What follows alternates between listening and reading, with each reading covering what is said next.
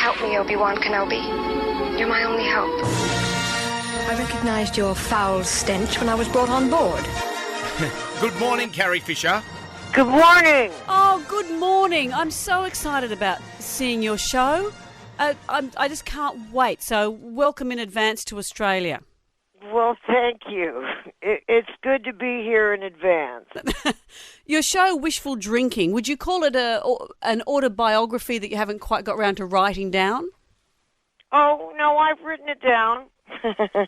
I would call it like anecdotal memoir. A lot of people might not know this about you, Carrie, but you are a writer. I remember reading you were writing speeches for something different in the Academy Awards. Yeah, I've written the Academy Awards 3 years, and I probably will do it this year because my friend's producing it. But it used to be a good job because they used to pay you in those baskets where they have all sorts of cool things in the basket. Yeah? But there's no more basket. How come? I think it was Edward Norton complained that it was something like, why give rich people more rich things or something? Oh. These are high-class problems. He's so preachy, that Edward Norton. I know. I bet he wants an iPod as much as anyone. Oh, it was like they would give you mattresses and watches and stuff. And for those of us that were writing it, we deserved it. I agree. Of course you did. Of course. I'd like to ask you why you haven't gone completely bonkers. That's what I admire about you, is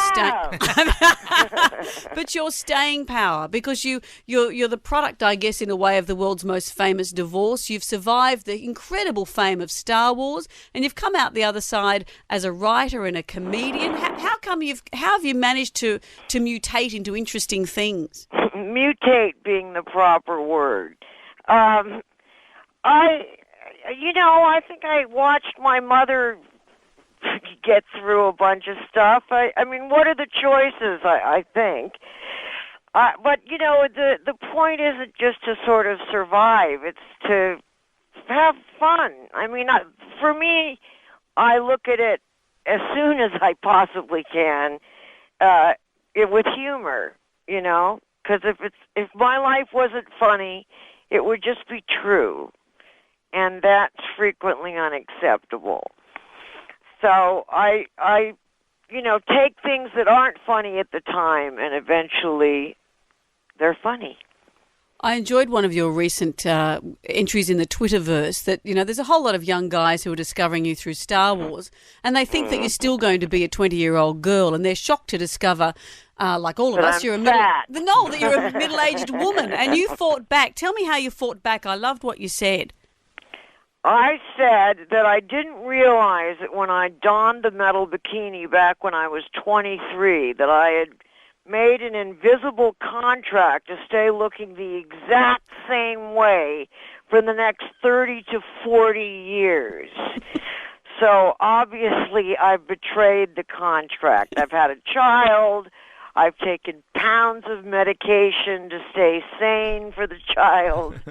And sanity comes at a heavy price, Carrie, you were married to Paul Simon for 11 months, but he managed to... No way. He managed to write 9 songs about you. That was quite an impact. Well, but we could say we were engaged or not, or we dated for, I don't know, like 9 years before that.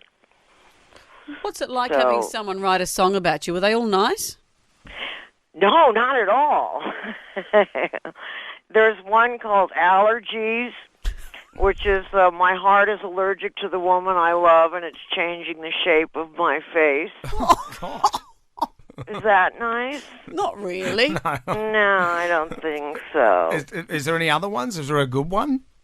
Yeah, there's a bunch of good ones. Hearts and Bones, 1 1/2 Wandering Jews, I'm the Half Jew.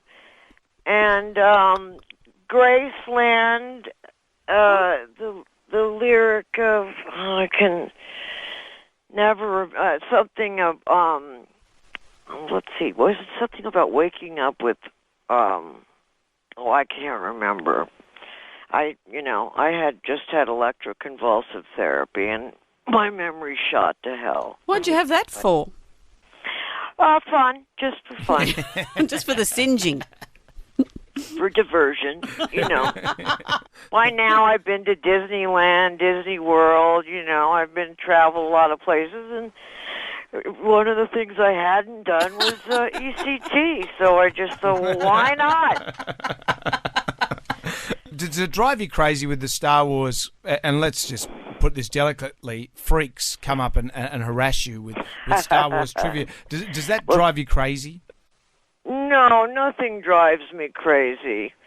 Sometimes if I'm in like a airport, someone will shout out, "Hey, Princess Leia!" Like I'm going to turn around and say, "Yes," and get confused for a moment. Actually, that would be, but what do you do? Because they're yelling out, so clearly they're talking to you. Do you turn around or do you just ignore it? What do you do?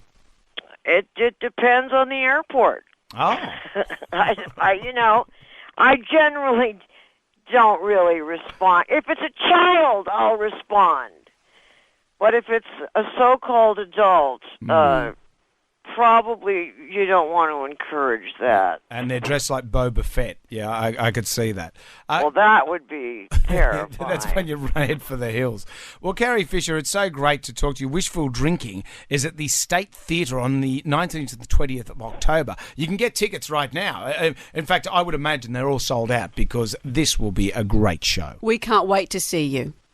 Well, I can't wait to be there, and it's on my birthday's on the 21st, so it'll be my birthday eve in Sydney. Why don't we all have electric shock therapy together? Yes, together, and blow out the candles in our hair. Thank you, Carrie Fisher. All right, good to talk to you. Bye. Bye. Catch Jonesy and Amanda's podcast on the iHeartRadio app. 101.7 WSFM.